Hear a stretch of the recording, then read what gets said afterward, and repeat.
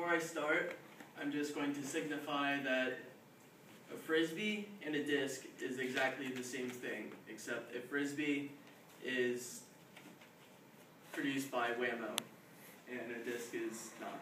That's the only difference.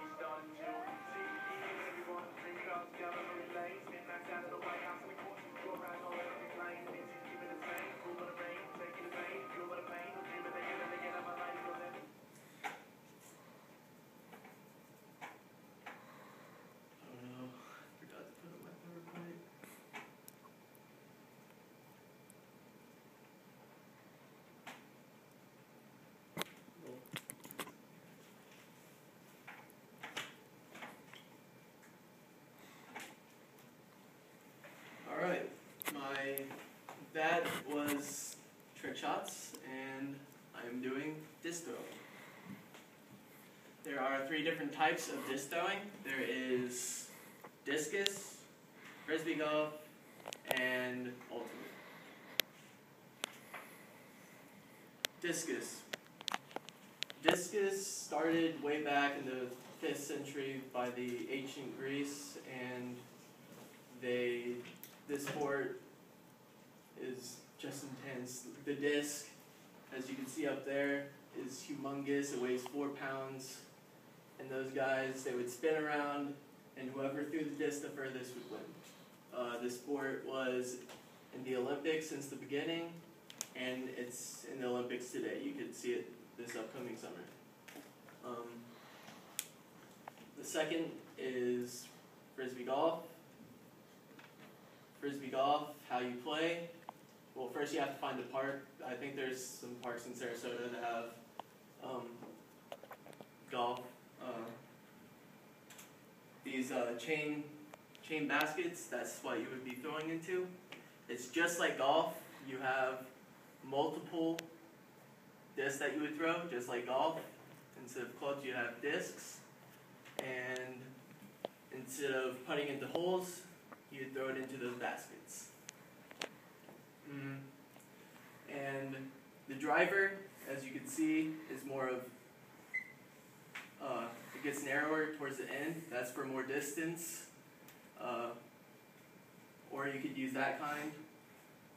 Mid-range, and the drivers, they're more stable. In the mid-range, they kind of like tilt when you throw them. They go and then they dive down.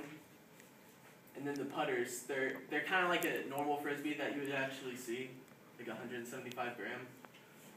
And those are for really short distances, and they're really stable. Yeah, those baskets, they're just pretty much planted in the ground, and you throw it, and that basket would catch the frisbee and either stay in the chains or land in the basket. The history with this, there is no specific time or date when frisbee golf started, but it did become very popular in the 1960s according to the PDGA, Pro Disc Golf Association.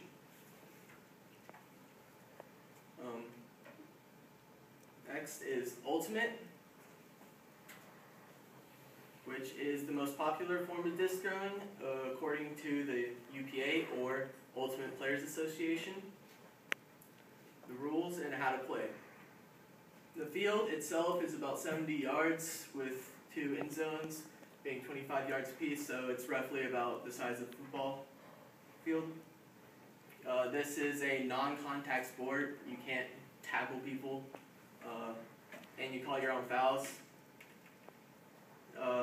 The starters, there's 7 starters per team, plus a bench if you want one, which I'm sure you would, because this Ultimate Frisbee is so fast-paced, because the concept is like football, but you get the disc in the end zone. That's what you're trying to do. But once you catch it, you can't move. You can only move 1 foot and pivot. And if the disc is dropped or intercepted, you run all the way down up to the other side of the field because it's instant. It's fast-paced. If it's dropped or intercepted, it's a change of position. The history with this, it started in 1968 with a bunch of high school guys from Columbia High School, and they experimented with a frisbee, and they created the game called Ultimate, and it became viral and widespread, so colleges, different clubs started playing it, and so eventually they created the UPA, or Ultimate Players Association. This was established in 1979, and the UPA has over 30,000 members since then. And what's really cool is this October in Lakewood Ranch, down by the polo fields, they're hosting the 2012 Club Ultimate Championships. You guys should definitely go out there. It's cool. So, in conclusion, disc throwing it's always been the same. You throw the disc. It's not going to change anytime soon. Whether it is discus, disc golf, or ultimate. And if you try to throw a disc, there's one thing that you should know, and I'm not sure if one person made it famous. I think it's just a saying. It's all on the wrist. Because if you throw the disc, and you throw it like this, or something retarded, it's going to hit the ground and not fly. So, that's all.